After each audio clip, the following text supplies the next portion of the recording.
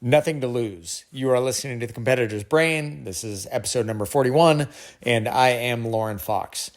Last weekend, I had the opportunity to see Bruce Springsteen, who's now 74 years old, playing in Columbus, Ohio. And it wasn't just him mailing in a show.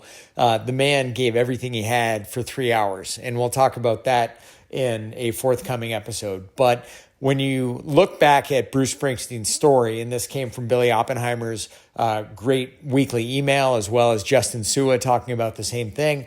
Springsteen in 1972, his career was going absolutely nowhere. Nobody outside of the Jersey Shore had ever heard of him. And somehow he had an agent, and the agent wound up getting him a meeting with a legendary record producer named John Hammond, who had sparked the careers of some big-time legends, among them Bob Dylan, who famously sang, "When you ain't got nothing, you got nothing to lose." But Springsteen went to perform for John Hammond at the Columbia Records office, didn't have a guitar, and had to borrow one from a friend, and was riding the subway with the guitar slung over his shoulder through the streets of New York City. And he walked into the building and started to panic a little bit, kind of like a lot of us do. Maybe you're brought into a game in a late inning situation. Maybe you're in a sales meeting and you have an opportunity to sell to a client that might be the biggest client that your firm's ever worked with, or maybe you're walking into an SAT. Regardless, you have that sense of panic. And Springsteen at that point, while he was riding the elevator, he performed on himself what he calls mental jujitsu. And his quote is, "I've got nothing, so I've got nothing to lose. I can only gain should this work out. If I don't, I still got what I came in with." Springsteen went in and John Hammond said to him, "Play me something." Springsteen played an acoustic version of a song called "Saint in the City." And when he was done, Hammond said, "You've got to be on Columbia Records."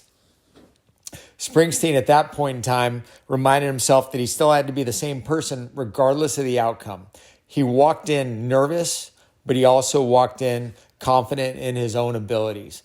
So Springsteen, in that moment, he thought that he had nothing to lose, but he also, and this may be part of the story, it may not be part of the story, various readings show it different ways, but Springsteen had that moment too where he walked in, and in addition to saying that he had nothing to lose, he said, "I'm going to blow his socks off." And he did. So Springsteen walked in with absolutely nothing, performed to the best of his ability, cool and calm, and somehow walked out of there with a record contract. Now he's worth, by some estimates, $600 million. Sold out, sells out every show that he does at this point, and is one of the biggest icons of American rock and roll.